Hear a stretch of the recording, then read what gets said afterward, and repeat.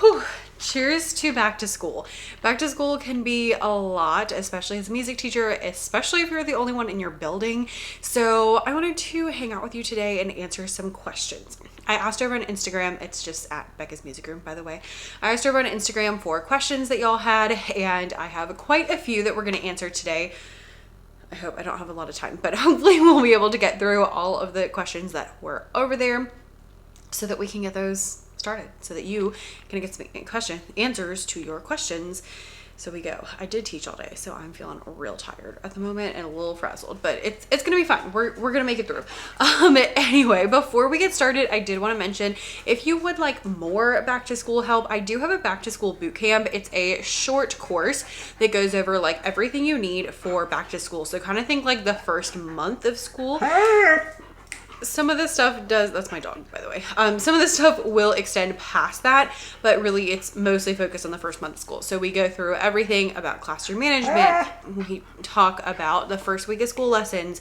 Everything is there and ready for you. We talk about long-term planning and how to like figure out what to do for the rest of the school year. We talk about what to do for the whole first month, and there's like a lot of really good stuff in there. I've gotten really good feedback from that one, so highly recommend you check that out. I will link it down below in case you are interested in that. And I'm gonna go close the door since the dog has now come inside and it's really hot outside, so I don't want all the air to go away, and then we will jump into these questions. Please hold. I hope you have a coffee or a tea or something to drink, or an emergency. I've been drinking emergency every single day since we got back in school, so no shame there. Or, you know, if you're cutting laminating, I feel you. There's a giant pile in my room as well. All right, I have not checked out these yet, so I don't know what we've got in here. Okay, let's see. Melissa Diamanti, also just heads up, apologies for any names I say incorrectly. Melissa Diamanti says, how do you organize your units for the year, and what units do you follow for each grade? So as far as units go, there's a few that I do every year, but a lot of them change up, and a lot of them have changed, especially like I'm at a different school than I used to be. So things are different, you know, depending on where I am, what I'm doing, all that kind of stuff. The little kids do a program that's like district specific, where they learn about 6 different styles of music every year, and then they get to go to concerts. It's really, really great, but it's like a local thing that we do. And so that kind of covers units as far as the little kids are concerned. For the older students, I have a few different units that I do like to do. And for me, it's kind of just when it makes sense. So for example, I usually do a lot of space themed lessons with my 4th graders because they learn about space stuff, and I try to make that when they are learning about space stuff. So right now they're talking about stars, so we're gonna do some songs about stars and talk about outer space and stuff like that. They'll do planets a little bit later on, so we'll talk about the planets a little bit later on. So I kind of like try to go that way as far as like theming goes. I hope that answers the question. I don't have like a magical way to do it. It just kind of is when it makes sense, and sometimes it's when I have time. So if I'm like, okay, I need to do instruments, the orchestra, I know that's going to take me at least 5 or 6 weeks to really like dive into, and so I try to make sure that I do that at a time of the year when I'm able to have 5 or 6 weeks to work on that, if that makes sense. So that was that question.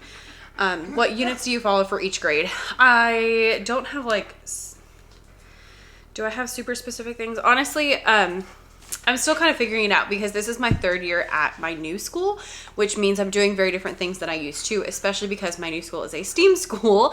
So I'm still trying to figure that whole section out and figure out like what STEAM lessons I like to do and that kind of stuff. So I don't have a good answer for that. I'm sorry. I also don't know if I answered your question. I don't know. She also asked, should I concentrate on one instrument per grade or do multiple? Oh, I wonder if that's what she meant by units. I would say do multiple instruments per grade level. I would not stay on the same thing for the whole year because not all your kids are interested in that. You could do units that way and do like, okay, you know, I'm going to do this instrument and then this instrument and then this instrument. And that can be really successful, especially with the older kids, to kind of give them exposure to different things. And if you do that, I would phrase it as, hey, we're going to learn a couple different things and we're going to, you know, use this to like learn all these different things and see kind of what you're interested in. At my old school, I did that quite a bit, and I would have like, usually, now I'm trying to think. See, I can't think off the top of my head. I know I used to do recorder like November through January, and then I would do piano like February through pretty much the end of the year. And then for a while I did ukulele instead of piano for a while. And I was still kind of like working on what, you know, would work. But I definitely would not do the same thing all the time, because they are going to get a little bit bored. But, you know, you could do like one per quarter. That might work. Or something like that. Babby Flute says, favorite way to teach identifying soprano, alto, tenor, and bass.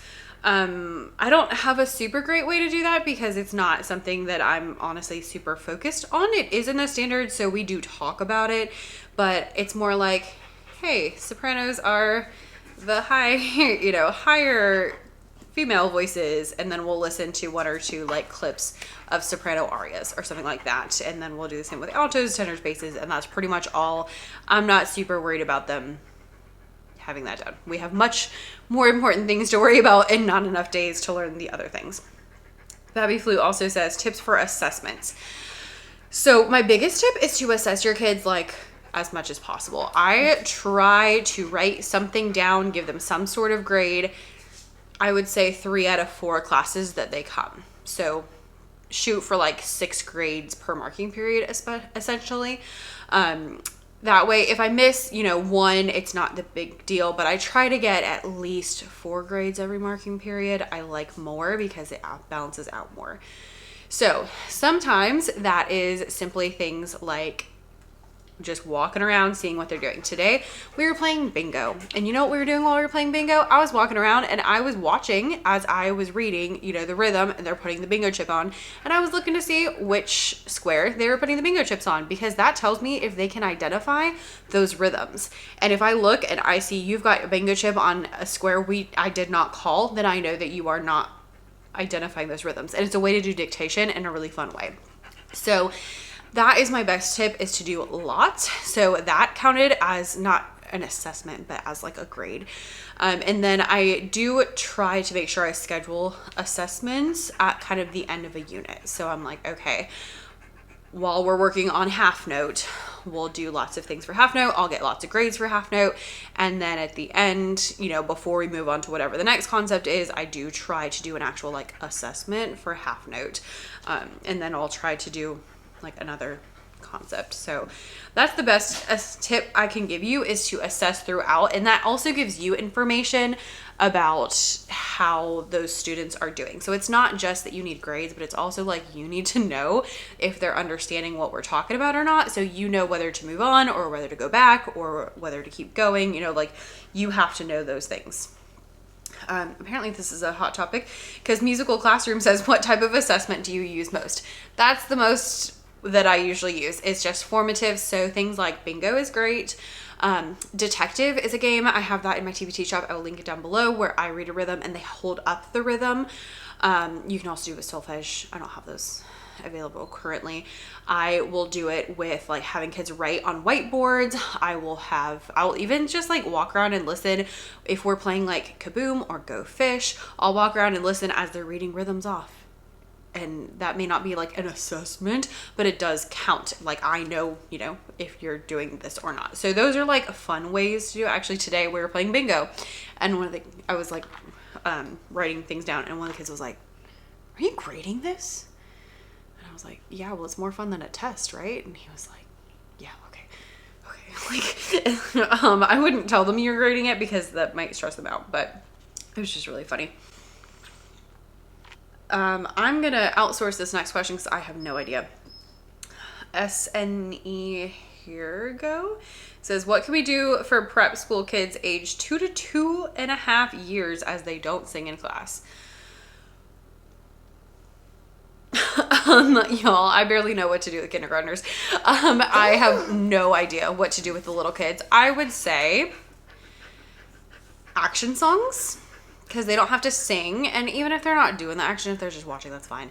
And listening songs are going to be your best bet. And, anything where they're, tapping along, if they can roll a ball along with a song, or they can pretend to be a rocket ship as we listen to a rocket ship song. Like those kind of things is what I would focus on, is listening and moving is kind of my thought. Because they do absorb things even though they can't really sing because they're little. So, and bless you, because yowza. H. Swenson, 15, it says, new teacher here. Where do you even begin making a curriculum for the whole year? So totally understand. As far as a curriculum for the whole year, where you start is, actually, I think the next question says, can you share your scope and sequence and your list of go-to songs? So as far as like where you start with a curriculum, start with your standards. So I live in Georgia. I have the Georgia standards. So that is what I am looking at first. And in there it says like, okay, kindergartners should be able to do this and first graders should be able to do this. And I write all those things down. Actually, I was working on this yesterday because I wanted to make a scope and sequence pack for you where you can go through, you can see a sample and it goes like step by step what to do and then help you to do like all your long-term planning. There is some of that in the back to school boot camp. So if you want like a lot of details, go check that out because there's like videos and stuff like that. The product I'm currently working on will hopefully be out soon. For reference, I'm filming this on Wednesday, August 20th. So it may or may not be out by the time this video goes up. I don't know. But it'll kind of like walk you through how to do this. But the short version is start with your standards, and there's gonna be a video also soon about this topic. Start with your standards.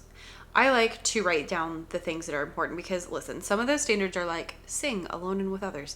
We're gonna sing alone and with others. Like I don't need to remember that. Okay.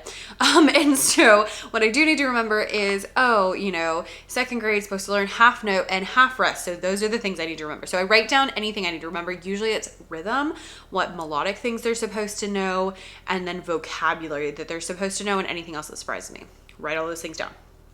Then I go through and I go month by month and kind of spread them out, bearing in mind anything that's going to change. So like if I know second grade is going to have a concert in March, then I'm going to have to approach that a lot differently than if they have a concert in November. So I'll write in things like, oh, there's a concert here, there's a field trip here, anything that I know, and then I will kind of fill in things from there.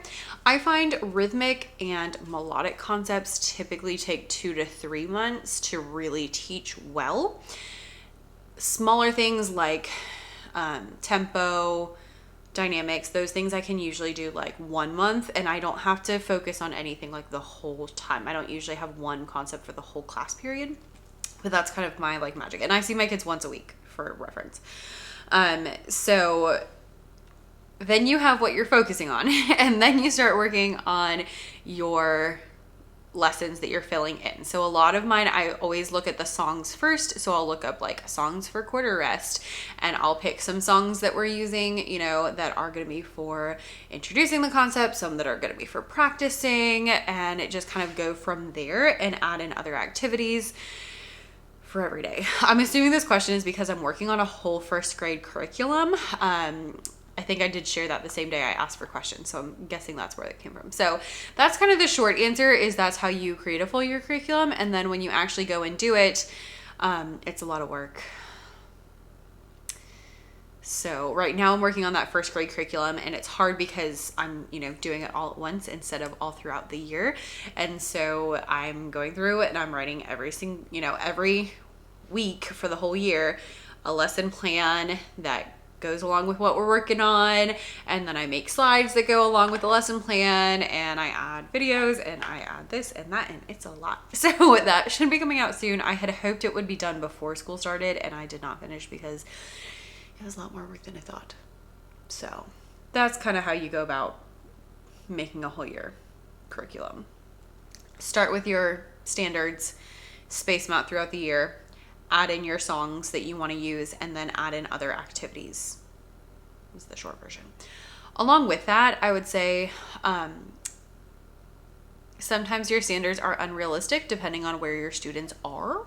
So if you just got to a school, you know, you might have had a really great music teacher before you, and you might have had a music teacher who did nothing, or you might have not had a music teacher at all. So your kids may not be in the position to hit some of those standards. You know, fourth grade is supposed to be learning 16th notes, but they didn't know any rhythms at all. Like, we're going to have a problem. And so just bear in mind that like what you want to do may not be what's realistic this year.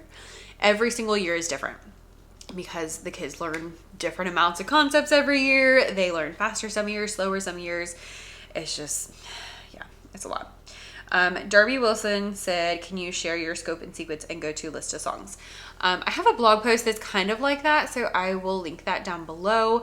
And then I've been working on blog posts that go through like all my songs. The problem is if I just like give you a list of songs, then I have to link to all of them, or I have to add the sheet music, because like you have to find them somehow. And so like it's a lot of extra work.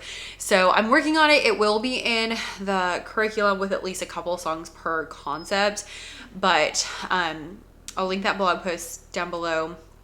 And if you're looking for one, Holy Names University has a scope and sequence based on the Kodai method, which I highly recommend.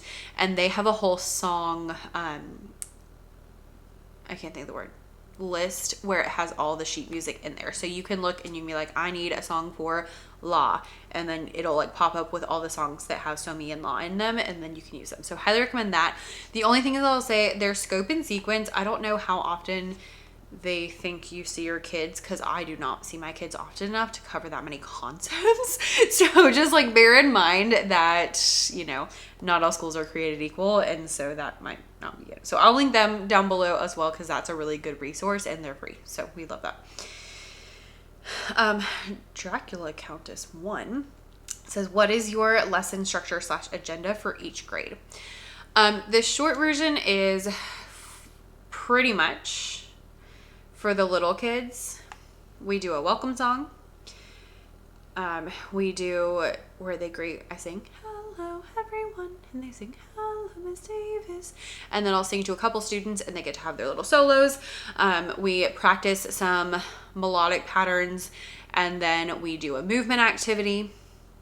We usually do a mini lesson, and then 1 or 2 activities that go along with whatever we're working on.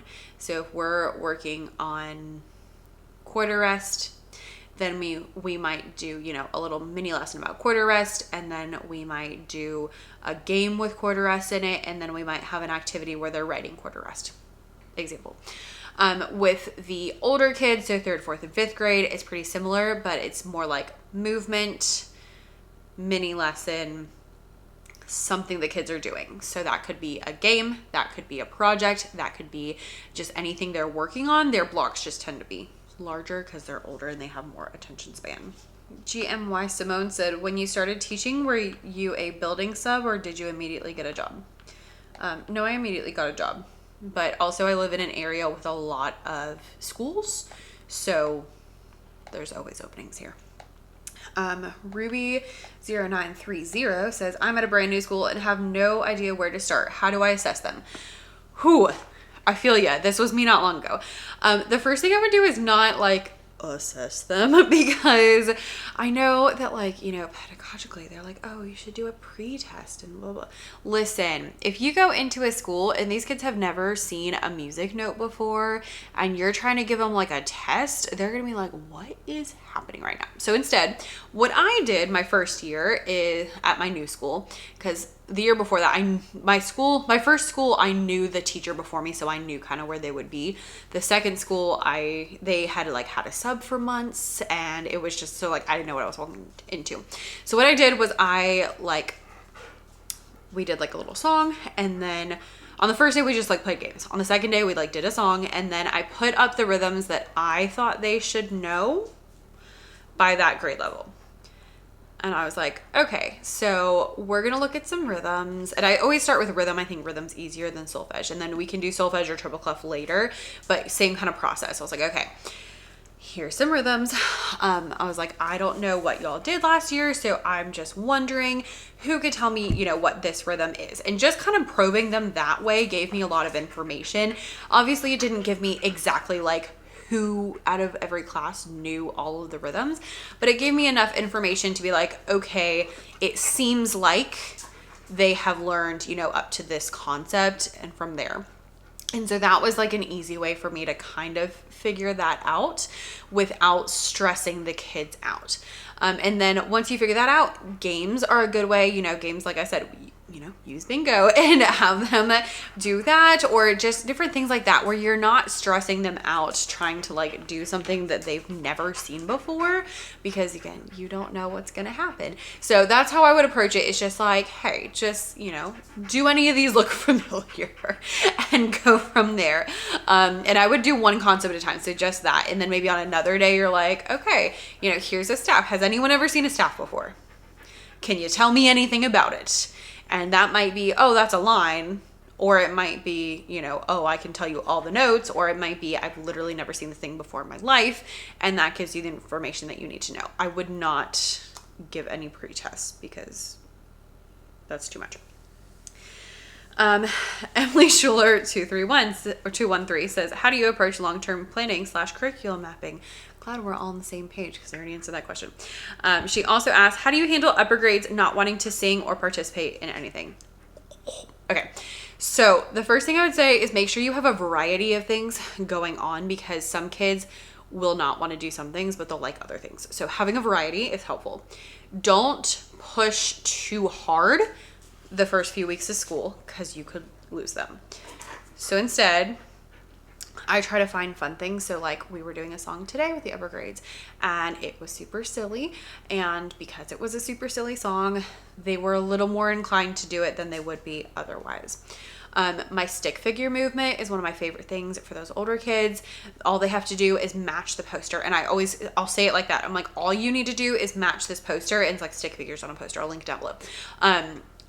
And that's like a low key way, like low stress things they can do if they're following movements on a video, if they're following your movements, that kind of stuff is going to be easier. And then, you know, a week or two in, you know, making it fun. Singing games are a good way to make it fun. And maybe the first day you have to sing a lot. And then maybe the second day you don't have to sing as much and you're like, hey, let's see if y'all can sing without me. And then maybe a month in, start being like, okay, if we're going to, you know, play this singing game, you have to sing it. I'm not going to sing it. And using that way. I also, with the older kids, they, you know, understand grades a lot more. And so I'll talk to them and be like, hey, your grade for music is participation. So if you're not participating, then your grade is not going to be good. You have to participate so that you can learn.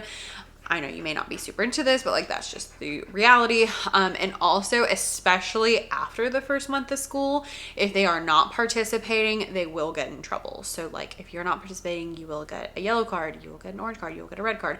And I've called home before and been like, hey, I know this isn't like their favorite thing in the world, but they have to participate. They're not participating. It's been a constant thing. And like I have called home about that before. So I would say start by making it fun and low stress. Then, you know, as time goes on, making a bigger and bigger deal about how important it is to participate. And then if it comes down to it, not the first week of school, but, you know, week 5, 6, 7, then making it a really big deal and making sure that they do. That's kind of the best thing.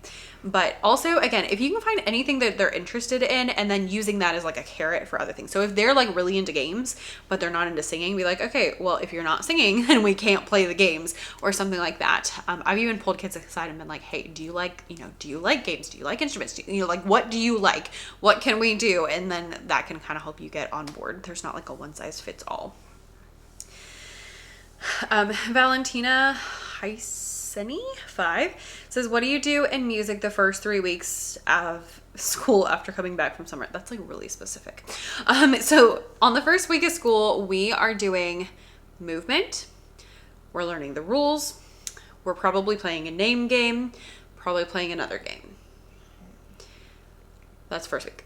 On the second week of school, we're doing movement or a song with movement, ideally. We're going more in depth into the rules. So the first day I'm just like, these are the rules. And that's pretty much it. The second day I'm like, okay, I need eye contact. I need you to be sitting correctly. Like these are the things we're looking for. Here's what we do if there's a fire drill, that kind of stuff. And then a game a lot of times. So right now I'm in the second week of school. Well, I'm in the third week of school, but my second rotation. So right now with my older kids, we've been playing bingo so I can start to figure out what they know and what they remember. With my younger kids, we're playing another game.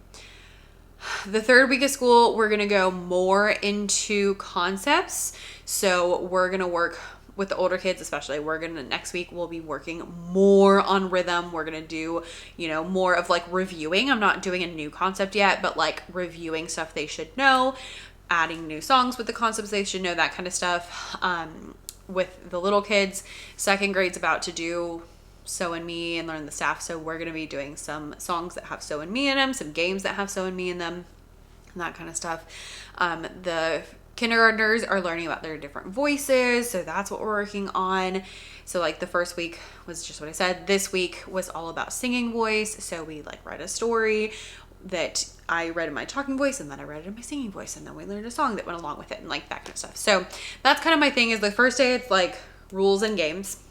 The second day, it's like rules, games, let's see what you remember. The third week is more like any last things I need to let them know, and then let's start reviewing concepts. So review games, Go Fish is a great one, like that kind of stuff, like reviewing things they should already know. Rhythm play-alongs on YouTube are great. They're kind of low stress. You can also, that's a good assessment too, throw up a video that's like just on YouTube, like type in rhythm play along quarter rest, rhythm play along 16, whatever, and then have the kids play along with it, because you can sit there and you can watch and see who's playing them correctly. That's a great assessment as well. Highly recommend that one. All right, and last one is Valerie Ham. My first day today, what do I do with the older kids, like 5th and 6th grade? Okay, so my first day with the older kids, this year, what I did, like I said, movement, rules, games. So my two favorite movement activities for the older kids, number one is, I have a whole blog post, I think, about like first day activities per grade level. I will link those down below. Here's a short version. For the older kids, my favorite movement activities are, number one, what we did this year, which is stomping and tiptoeing with drums. So I play the drum and I play 8 beats. The first one is forte, the rest are piano. On the first one, they jump or stomp, and on the rest, they tiptoe. And then you get faster and slower and faster, slower, and all that kind of stuff. Or the stick figure movement I shared before, where I have posters that have different like stick figure things on it, and all they have to do is match it, and then you can add some music. I usually do it just by itself first, and then I'll add some music and have them go along with it. And I usually do like every 4 beats, switch them, and then you can switch it back, and you can change things and that kind of stuff. Then we're doing, like I said, rules, so they know, like, but only the most important things. I am not sitting here boring them to death on the first day of school, because I need them to like me, because I need them to behave. So I'm telling them the most important things, and then we're leaving it for next week. And then after that, name games are going to be your best bet. So my favorite with the older kids is jump in, jump out, which goes jump in, jump out, and turn yourself around. I said jump in, jump out, and introduce yourself. And then someone introduces themselves and they say, my name's Miss Davis. And all the kids go, yeah. My name's Miss Davis. Yeah. And I like ice cream. Yeah. And I can snap. Yeah. And then everyone does whatever they said that they can do. Go, all right, all right, all right. So they like pick an action that everyone does essentially. And I usually do favorite foods because it's easy. So that's a really good one with the older kids. This year what we did is we played Poison. So for Poison, I play a rhythm, you play it back, unless I play the Poison rhythm. If you play the Poison rhythm, you're out. And I put the Poison rhythm on the board. We practice that one so they understand, and then like, don't ever do it again. And then we continue with the game. And if they play that one, then they're out. And that's another one. It kind of like helps them get focused. We can do a little bit of reading because I'll put the rhythms on the board, but it's not like super stressful with the reading.